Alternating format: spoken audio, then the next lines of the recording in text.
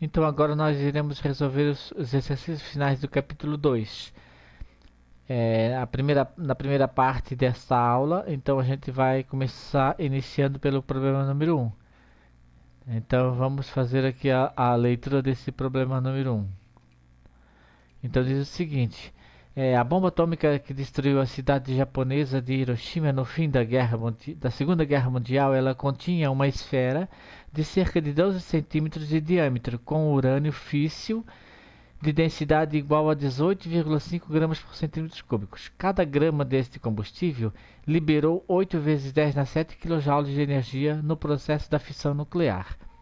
Sabendo que a combustão completa de 1 litro de gasolina fornece cerca de 3,2 vezes 10 na 4 kJ de energia, quantos caminhões-tanques, cada um com capacidade de 40 mil litros, aproximadamente, seriam necessários para transportar toda a gasolina que por combustão produziria a mesma energia liberada na explosão da bomba de Hiroshima? Então, no final da Segunda Guerra Mundial, em 1945, houve a liberação dessa bomba na cidade de Hiroshima. E de acordo com o texto, esta bomba atômica, ela liberou uma quantidade de energia muito grande. E ainda de acordo com esse texto, ela liberou então cada grama de urânio contido nessa esfera liberou uma quantidade de 8 vezes 10 na 7 kJ de energia. Como essa esfera ela tem uma densidade de 18,5 gramas por centímetros cúbicos, então tendo o diâmetro e tendo a densidade, então nós podemos calcular a massa de urânio. Então é isso que a gente vai fazer, considerando que o raio da esfera é o diâmetro dividido por 2 e também considerando π igual a 3 aproximadamente, dado que a densidade é de 18,5 gramas por centímetros cúbicos, e ainda também considerando que o volume de uma esfera é dado pela fórmula 4 terços de πr ao cubo, então nós fizemos o seguinte: o volume dessa esfera é 4 terços vezes o π, que é 3, vezes o raio, que é 6 centímetros elevado ao cubo. Isso vai dar 864 centímetros cúbicos. Esse é o volume da esfera. Uma vez obtido o volume, nós podemos então calcular a massa, usando a fórmula da densidade. Densidade é a massa sobre o volume, de tal maneira que a massa seria a densidade vezes o volume. Então a densidade é de 18,5 gramas por centímetros cúbicos, que multiplicado pelo volume de 864 centímetros cúbicos, vamos obter uma massa de aproximadamente 16 mil gramas ou 16 quilos. Então essa é a quantidade, a massa de urânio contida naquela esfera. Ora, se 1 grama de urânio liberou 8 vezes 10 a 7 kJ, quantas de energia que foi liberada em 16 mil gramas? Então, utilizando uma regra de 3, nós podemos então calcular essa energia, que deu 1,28 vezes 10 na 12 kJ. Uma vez que a gente tem a energia, agora nós vamos fazer essa comparação com a gasolina. Então, 1 litro de gasolina, de acordo com o texto, ele fornece 32 mil kJ de energia na combustão de 1 litro de gasolina. Qual é o volume de gasolina que eu preciso para liberar aquela mesma quantidade de energia liberada na explosão da bomba atômica? Que na questão anterior, né, no item anterior, calculamos como sendo 1,28 vezes 10 na 12 kJ.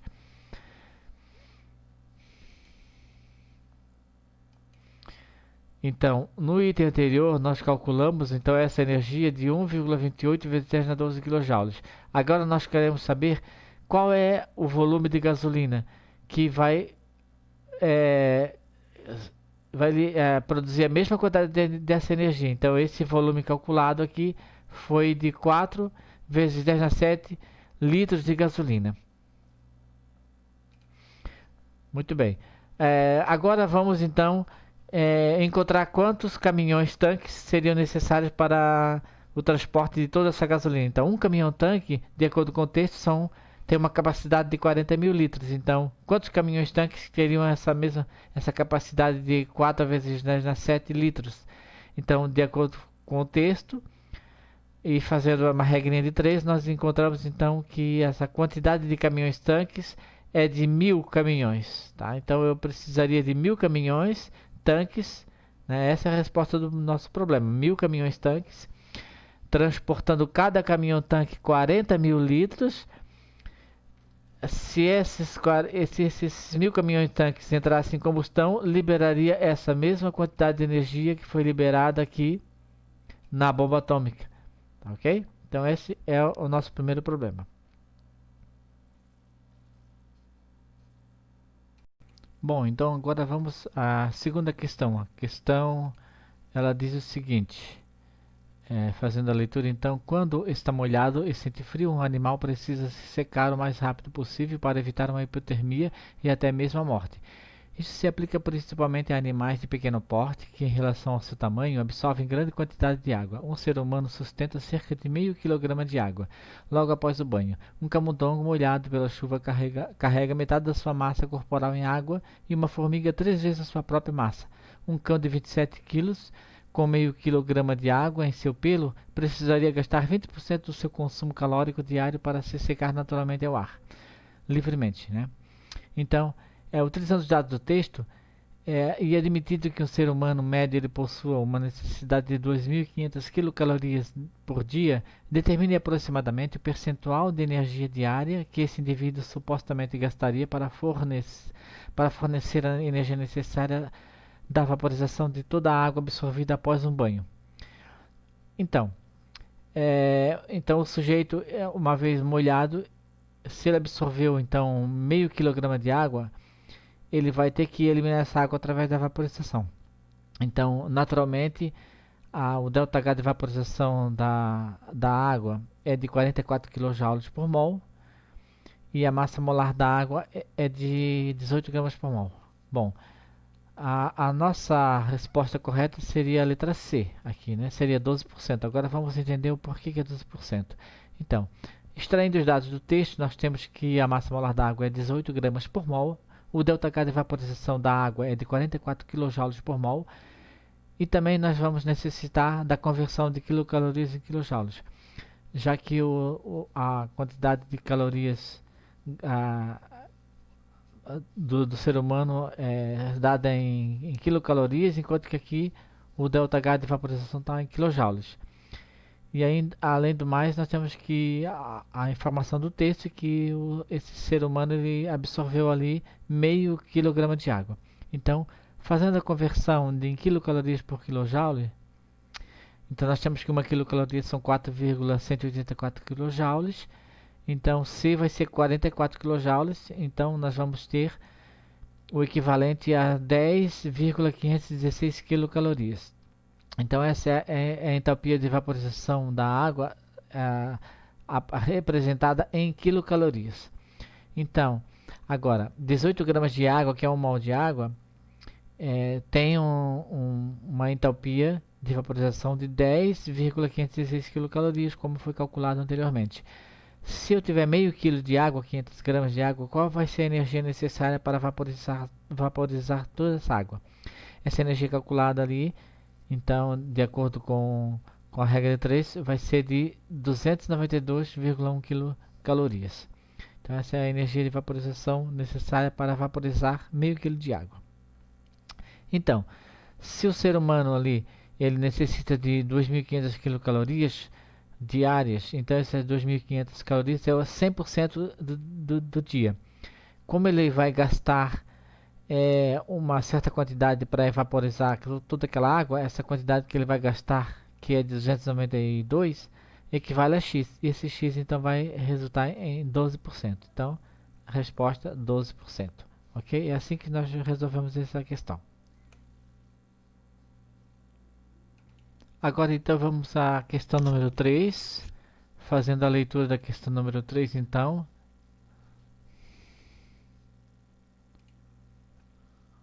Então, alguns alimentos geralmente são evitados durante dietas, como o chocolate, que tem um poder calórico de cerca de 22 kJ por grama.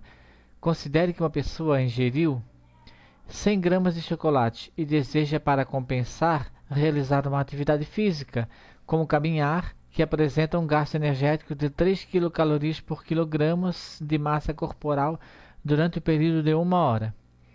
Supondo que essa pessoa tenha 70 quilos e disponha apenas de 40 minutos para a caminhada, qual deveria ter sido aproximadamente a fração de chocolate ingerido para que, com o tempo de caminhada disponível, houvesse uma equivalência entre a energia obtida pela ingestão do chocolate e a gasta pela caminhada? Considere então que 1 quilocaloria são 4,18 joules. Então aqui lembrando que essa pessoa ela tem 70 quilos e ela vai caminhar durante 40 minutos, né? E qual vai ser a energia que ela vai gastar então em 40 minutos? Uma pessoa tem 70 quilos, né? E que essa caminhada dessa pessoa, ela vai então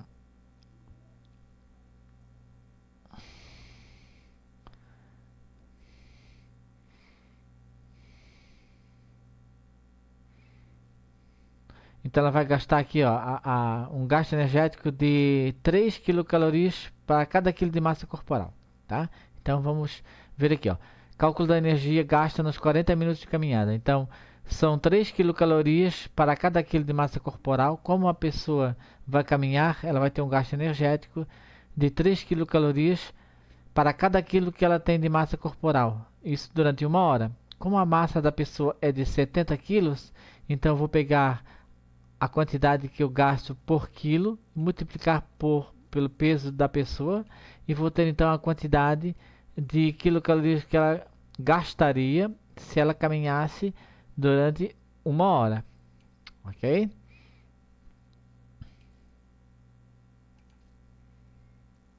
Então, essa 1 hora são 60 minutos de caminhada, ela gastou 210 quilocalorias, mas como ela só dispõe de 40 minutos de caminhada, então qual vai ser a energia que realmente ela vai gastar em 40 minutos? Então vai ser X. Esse X, para a regra de 3, seria 140 quilocalorias. Isso transformando em kilojoule, já que 1 quilocaloria são 4,18 kilojoules, né? Então, transformando quilocalorias em kilojoules, eu vou ter 585 kilojoules.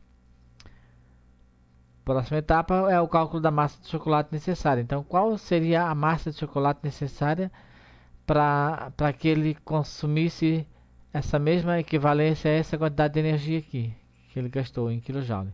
Então, 1 grama de chocolate são 22 quilojoules, né? Veja que a gente precisou então transformar quilocalorias em quilojoules. Por quê? Porque o poder calórico do chocolate ela está em quilojoules. Então eu preciso trabalhar quilojoule embaixo de quilojoule. Eu não posso trabalhar quilocalorias com quilojoule. Então, ou eu converto tudo em quilocalorias, ou eu converto tudo em quilojoules. Então, tudo em quilojoules. 1 grama de chocolate são 22 quilojoules. E Y seria então 585,7 quilojoules. Calculado o Y, então 26,6 gramas. Então, essa é a quantidade de chocolate que realmente a pessoa deveria ter ingerido para poder gastar toda essa energia em 40 minutos de caminhada. Então, essa fração, ela equivale a aproximadamente 1/4, porque se fosse 25 sobre 100 é 1/4. Né? Uma pessoa ingeriu 100 gramas de chocolate, então ela deveria ingerir apenas 1/4 desse valor. Né? Então 26,6 é aproximadamente 25. Então 26 de 100 é 1/4. Então a resposta seria 1/4 de caminhada da fração de chocolate, ok?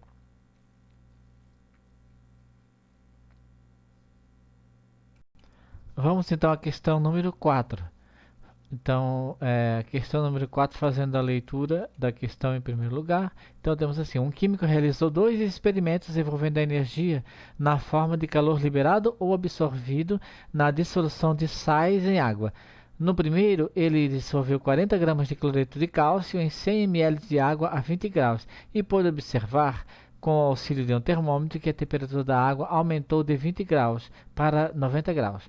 No segundo experimento, ele adicionou 30 gramas de nitrato de amônio em 100 ml de água a 20 graus, e observando que a temperatura da água diminuiu de 20 graus para 0 graus, admitindo que toda a energia na forma de calor liberada ou absorvida pela dissolução dos sais tenha sido absorvida ou retirada pela água, respectivamente determine a energia liberada ou absorvida em quilojoules por mol de sal dissolvido.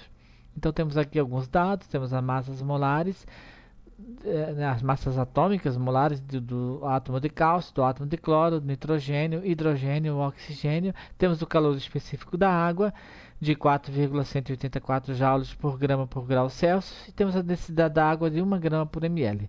Então, vamos dividir o problema em dois experimentos. Fazemos o cálculo do primeiro experimento e depois fazemos o cálculo do segundo experimento. Então, para o primeiro experimento, que é o cloreto de cálcio, nós temos os dados da massa molar do cálcio, que é 40, e do cloreto, do cloro, né, que é 35,5. Então, a massa molar seria a soma das massas atômicas, que seria 40 do cálcio, mais 2 vezes 35,5, que é 2 cloros, dando então 111 gramas por mol. Agora vamos fazer o cálculo da quantidade de calor liberado em 40 gramas de sal. Então, foram 40 gramas de sal que foram dissolvidos em 100 ml de água. O calor específico da água é de 4,184 joules por grama por grau Celsius.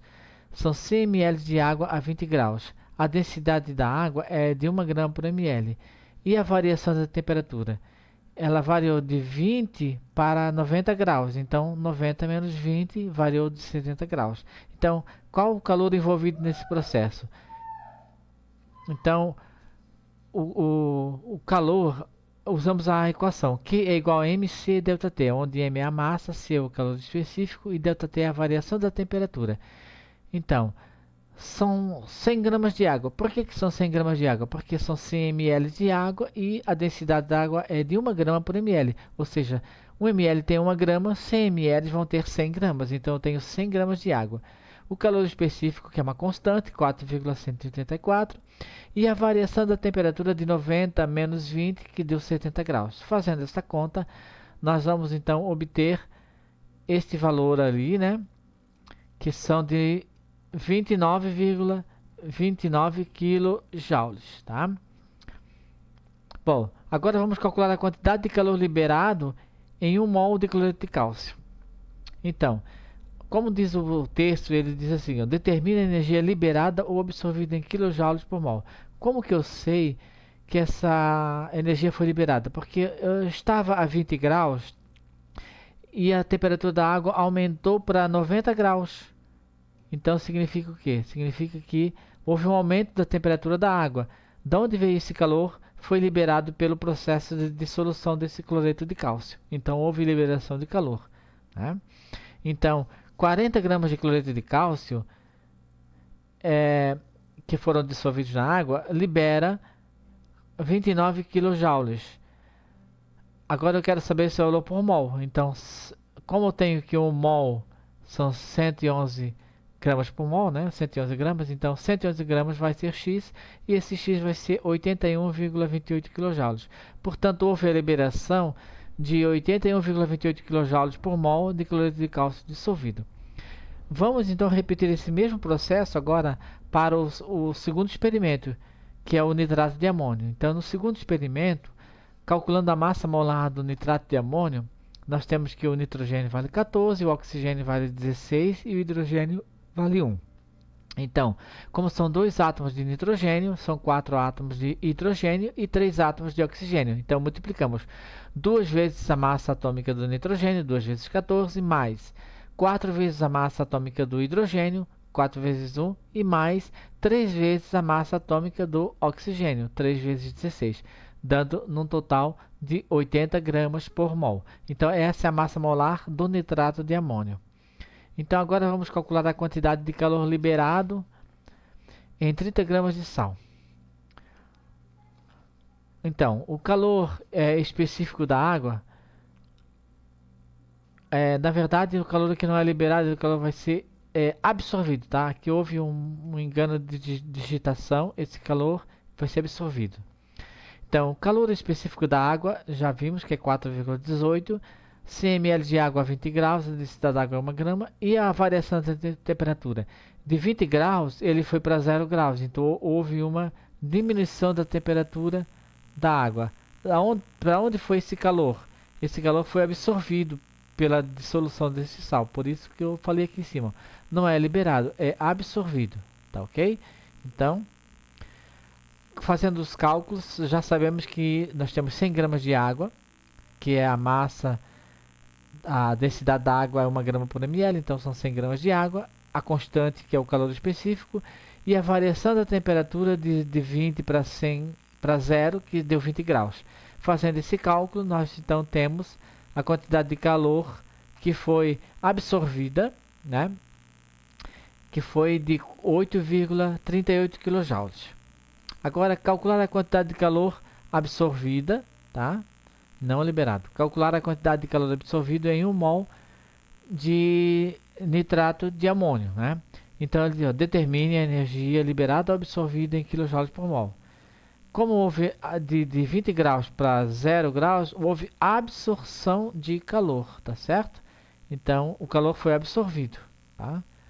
Então, nós vamos ter que 30 gramas de nitrato de amônio. Por que 30 gramas? Porque o texto diz que foi dissolvido 30 gramas de nitrato de amônio em 100 ml de água. Então, essas 30 gramas de nitrato de amônio liberou essa quantidade calculada aqui em cima, que é 8,37 kJ.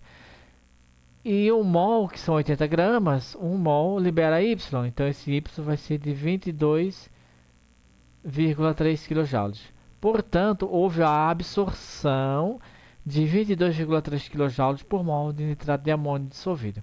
Então, é assim que a gente resolve esse problema. Muito bem, vamos agora à questão número 5. Então, fazendo a leitura da questão número 5, né? Então, temos um texto aí, o uso do gás natural aumenta até 45%.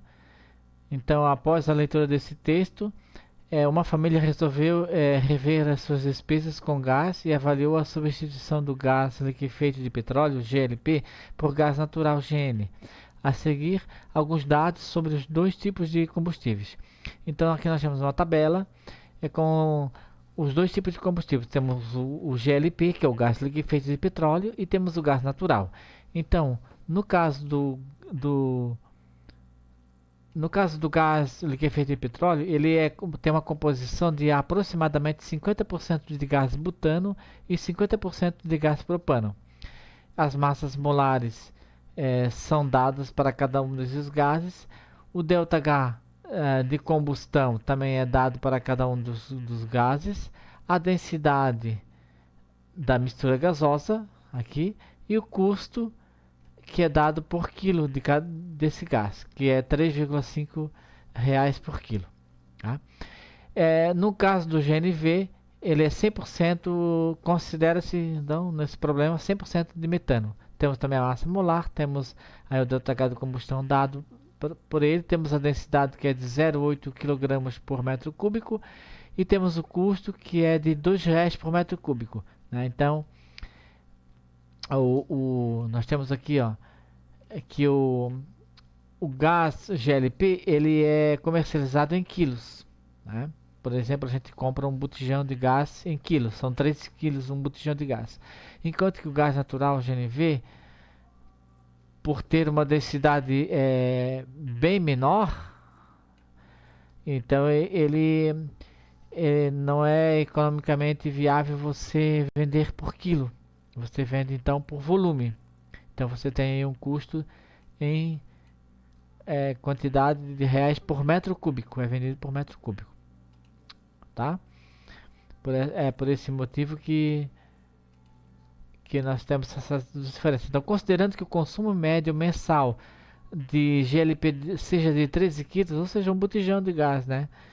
Determine a economia em reais anual que essa família irá fazer ao substituir o sistema de GLP por GNV. É claro que haveria um custo entre a substituição do gás de liquefeito de petróleo pelo GNV.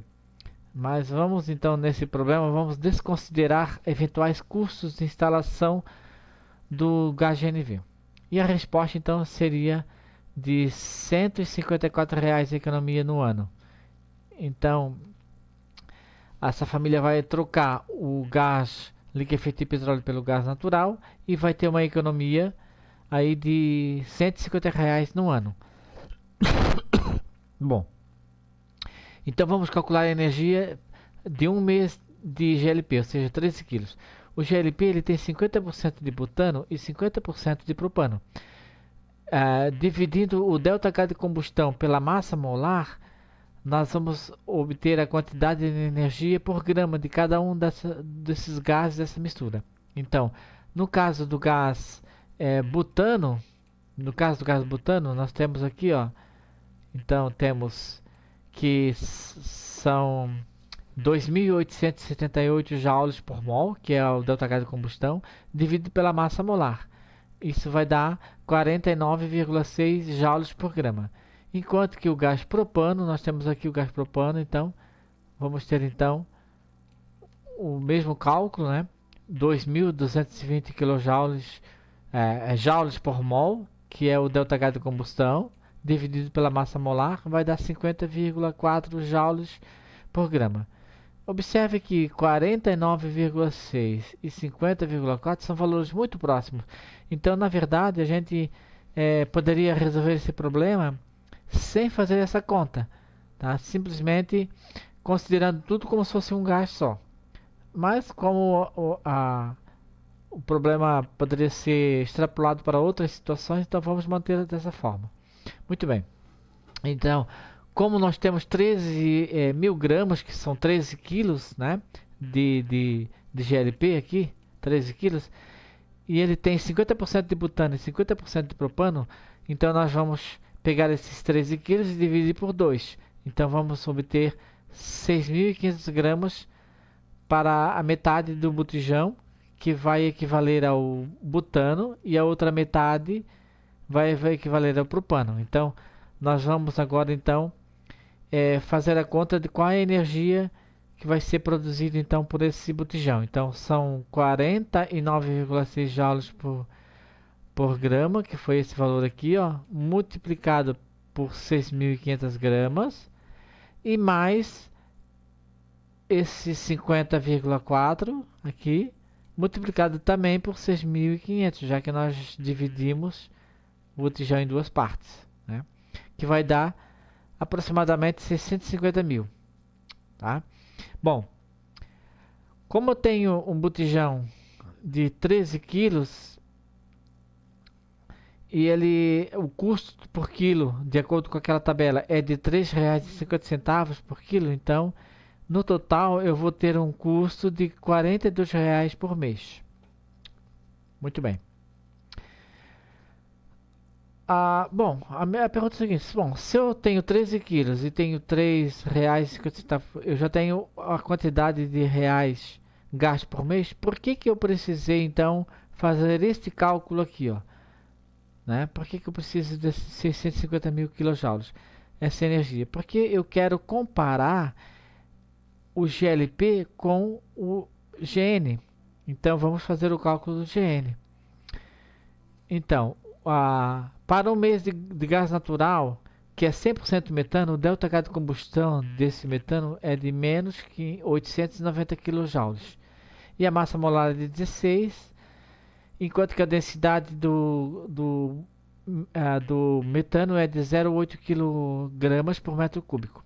Então, tendo então a densidade e tendo a massa, eu posso então obter o volume. Então, primeiro, eu tenho 890 kJ, que é o meu ΔH de combustão, para 16 gramas, que é 1 mol. Agora, aquele valor calculado anteriormente de energia, porque eu estou querendo que esse gás natural, produza a mesma quantidade de energia, por comparação, né?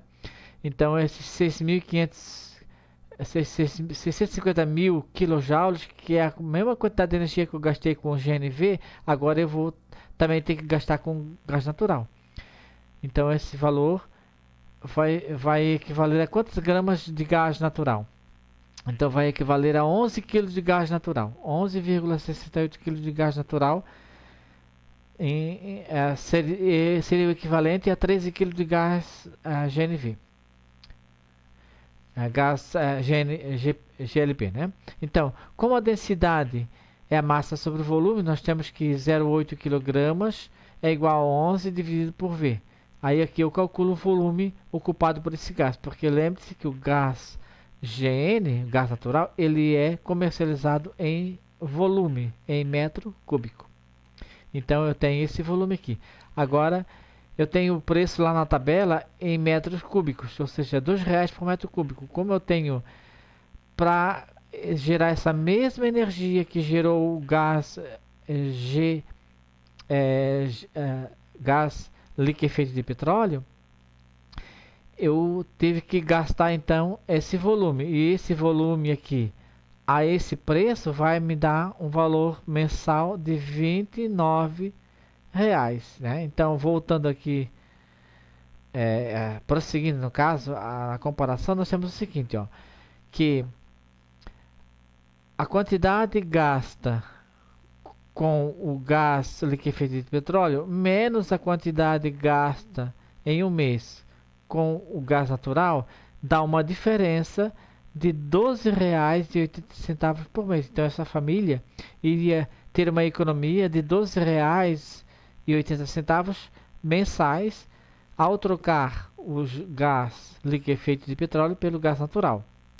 Mas como eu quero a resposta para um ano, então eu pego esse valor e multiplico por 12 meses, que é um ano. E aí então eu vou ter esse valor aqui de 153,60, que é aproximadamente R$154, que foi o valor da resposta.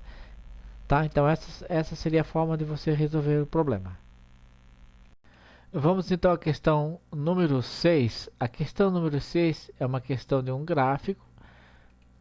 Vamos analisar então. Entre os gráficos a seguir, qual representa uma reação em que reagente se transforma em produtos em um processo endotérmico irreversível? Então, primeiro, uma observação. Nós precisamos que o processo seja endotérmico, ou seja, um processo que absorve calor. E também ele deve ser irreversível, a reação não pode voltar, ou seja, os produtos não podem voltar a ser reagentes. Tá? Então, por ser um processo que absorve calor, a entalpia dos produtos deve ser maior que a entalpia dos reagentes. Muito bem.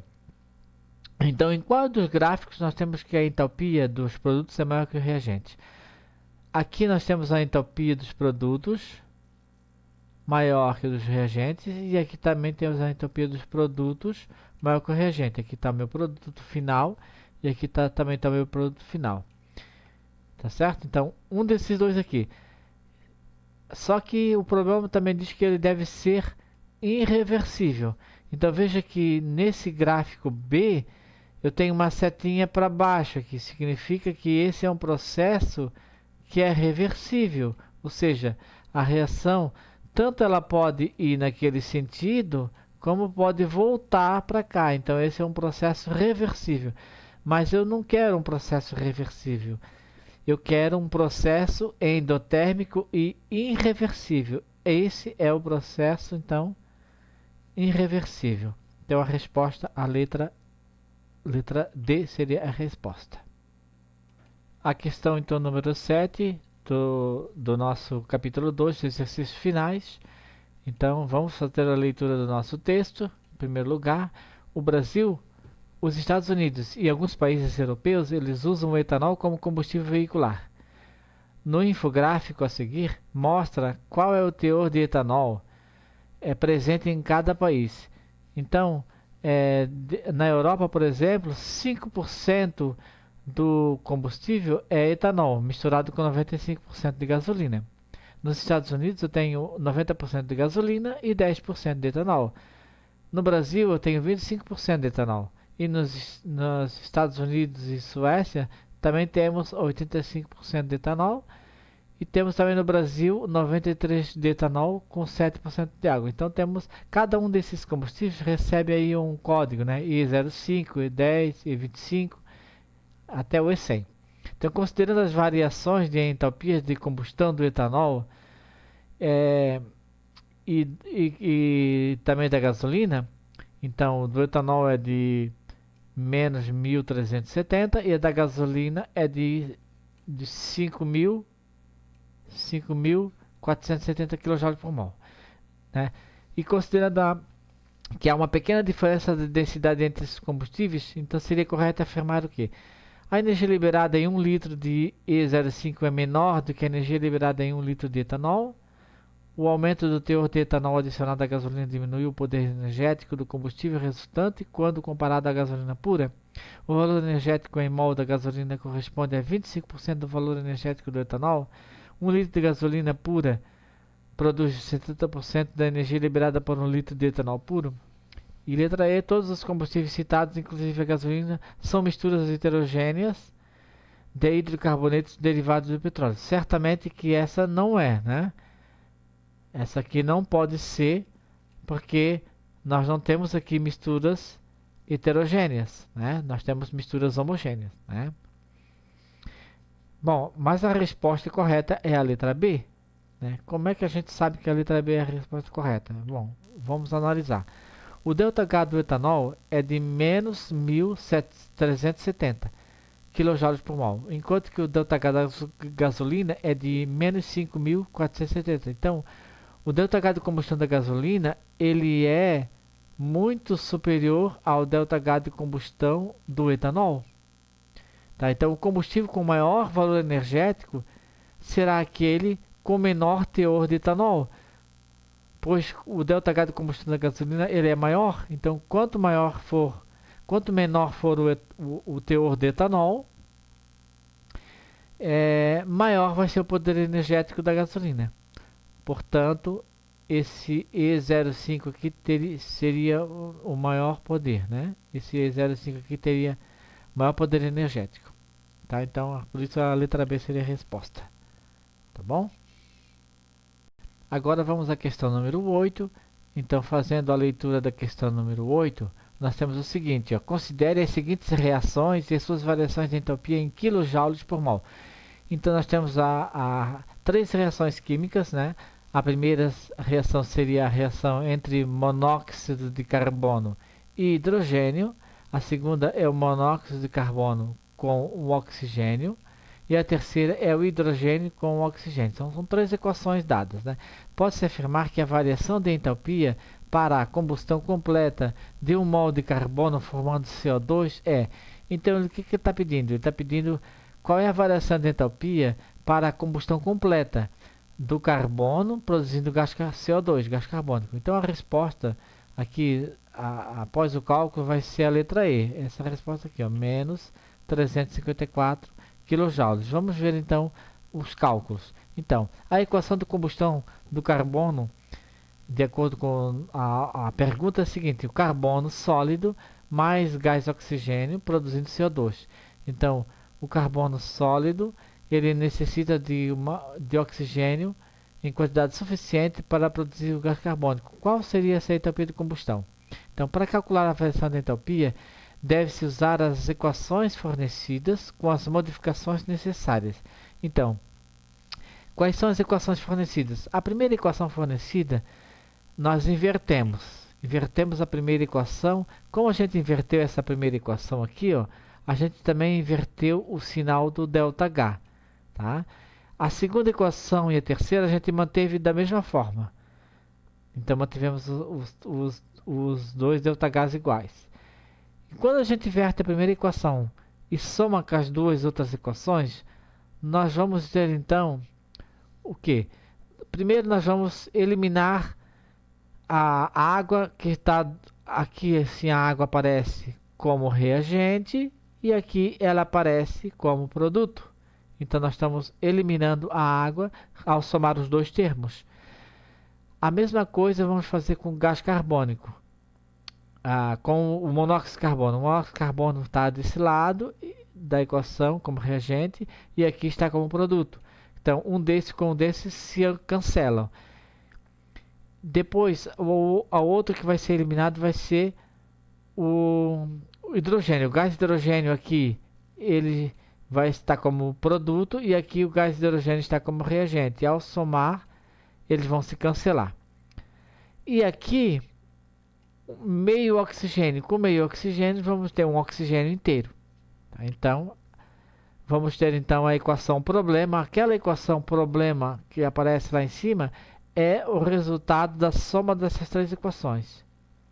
Então, se ao somar essas três equações aqui, ó, ao somar essas três equações, eu obtive essa equação aqui,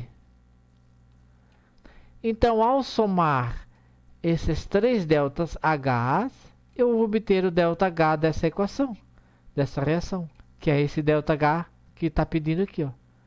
Então esse delta H é a soma 150 positivo menos 273 com menos 231. Resposta então do problema é isso aqui, ó. Essa é a resposta do problema, tá bom? Vamos então à última questão dessa primeira parte dos exercícios finais do capítulo 2 das segundas séries, né? Então a questão número 9, vamos fazer a leitura da questão número 9. O besouro bombardeiro, ele possui um mecanismo de defesa muito particular. Quando ameaçado, ele libera uma mistura quente e de odor desagradável que afugenta os possíveis predadores, como pássaros e aranhas. Este besouro ele apresenta no abdômen uma câmara na qual estão armazenadas as substâncias hidroquinona e peróxido de hidrogênio. Ao forçar a saída dessas substâncias, algumas enzimas aceleram a reação entre elas, produzindo um esguincho mal cheiroso que protege o besouro. A reação pode ser representada da seguinte equação não balanceada. Então aqui nós temos a equação do que acontece lá dentro dessa câmara, né? Então temos aqui a hidroquinona, que é a hidroquinona, e aqui temos o peróxido de hidrogênio, e a reação entre os dois, então, produz, além da hidroquinona e da água, produz a hidroquinona, né? Além da quinona e da água, a reação libera uma quantidade de energia na forma de calor,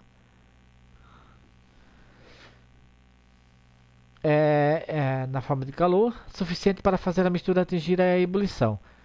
Então, o besouro bombardeiro transporta no seu corpo uma quantidade de reagente suficiente para produzir até 30 descargas, em sucessões rápidas, cada uma delas com uma detonação audível. Então, nós temos aí, com base então nas informações apresentadas, faça o balanceamento da reação da hidroquinona com o peróxido de hidrogênio. Então, aqui nós temos a hidroquinona, e aqui temos o peróxido de hidrogênio, e aqui temos a quinona, e aqui temos água. Então o balanceamento aqui seria um desse, para um desse, né? Para um desse aqui e para dois desse. Tá? Então como é que a gente faz isso? Bom, nós sabemos que aqui nós temos os reagentes e aqui temos os produtos, certo? Então, esses aqui são os reagentes. Aqui temos os reagentes. E aqui temos os produtos. E nós sabemos que, que a soma dos átomos dos reagentes deve ser igual à soma dos átomos que estão nos produtos. Então, se aqui eu tenho 6 átomos de carbono, aqui eu também tenho que ter 6 átomos de carbono. Se aqui eu tenho 4 átomos de hidrogênio com mais 2 aqui, ó, são 6, e com mais 2 aqui são 8 átomos de hidrogênio. Então, do lado de cá também tem que ter 8. Então, 4 e mais 2 vezes 4 aqui, que vai dar 8. Então, por isso esse 2 aparece aqui, ó. Esse 2 aparece aqui para poder balancear essa equação. Então, basicamente é isso que a gente tem que fazer. Na letra B, pede para calcular a energia liberada na reação indicada no item A partir das equações termoquímicas a seguir. Então, nós temos 3 reações termoquímicas. A primeira reação termoquímica seria a reação da hidroquinona, produzindo quinona mais gás hidrogênio. Essa aqui a gente vai manter como está. A segunda reação é do peróxido de hidrogênio produzindo água mais oxigênio, a decomposição do peróxido de hidrogênio. Nesse caso, nós vamos então fazer o que? Nós vamos dividir tudo por 2. Então, vamos dividir isso aqui por 2, dividir esse termo por 2 também, né? Vamos dividir isso aqui por 2, ó. E vamos também dividir aqui por 2 e vamos também dividir o ΔH por 2. Essa equação da mesma forma. A equação do H2 mais O2 dentro da água, também vamos dividir aqui por 2, vamos dividir aqui por 2, e vamos dividir aqui por 2, e vamos dividir o ΔH também por 2. Então é isso que a gente vai fazer. Então, fazendo essa divisão, então, aqui manteve 177, manteve aqui, ó. Aqui, esse valor foi resultado da divisão desse valor aqui, ó, por 2, né? E esse valor aqui ó, é o resultado da divisão desse termo por 2 também, né? Então foi o que a gente fez aqui, dividir por 2, né? Então obtemos aqueles termos ali, tá? Então, mantendo essa equação, mantendo a equação número 1 como está, dividindo a segunda equação por 2 e dividindo a terceira equação por 2 e somando as três equações, nós vamos obter então a nossa equação, que é essa equação aqui, ó, a primeira equação, a equação problema, tá? Então temos aqui, ó, a hidroquinona, o peróxido de hidrogênio, a quinona e a água. E o ΔH, como a gente somou as três, também somamos essas três aqui, ó, esses três ΔH, e vamos obter esse ΔH aqui, ó, certo? Lembrando que aqui na soma dessas três equações, nós eliminamos esse meio mol de oxigênio com esse meio mol de oxigênio, eliminamos esse mol de hidrogênio com esse mol de hidrogênio, e o que restou? Restou a hidroquinona mais o peróxido de hidrogênio, e do outro lado restou a quinona e restou a 2 moléculas de água, tá? Então temos aqui 2 moléculas de água. Ok, então estamos resolvidos? Não, falta ainda a terceira parte, né? A letra C. Então, admitindo que um besouro contenha 200 miligramas de hidroquinona em seu corpo, é massa que é totalmente utilizada para produzir um conjunto de 30 descargas iguais, determine a quantidade máxima de energia em joule liberada em cada uma das descargas. Bom, como é que a gente faz esse cálculo? Regra de 3.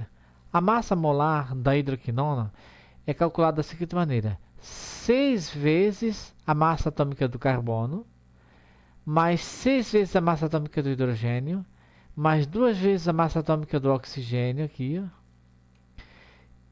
E aí então vamos obter então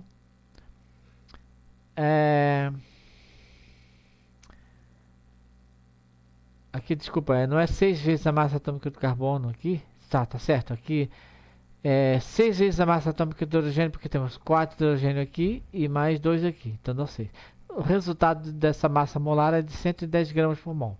Então agora eu tenho que a massa da hidroquinona, a massa da hidroquinona dada nesse problema é de 200 miligramas. Então agora eu vou fazer uma regra de 3. Eu sei que 110 gramas, que é 1 mol, libera 203,65 kJ. De onde veio esse valor? Calculado no item B desse problema. Nós calculamos lá a quantidade de energia liberada por mol, né? Então, 203,65 kJ por mol, né? Por mol. Esse foi o valor calculado lá. Agora, se eu tenho 200 miligramas, eu tenho 0,2 gramas de hidroquinona, que eu vou calcular X. Por que 0,2? Porque aqui está em miligrama e aqui eu tenho grama. Então, eu devo transformar isso aqui em grama. Então, 200 miligramas são 0,2 gramas, né? E aí, fazendo então essa regrinha de 3 aqui, ó, nós vamos chegar então ao nosso resultado, que é de 0,3 kJ ou 370 joules, multiplicando isso por 1000. Então, estamos resolvidos a letra A, B e C desse problema. Até mais.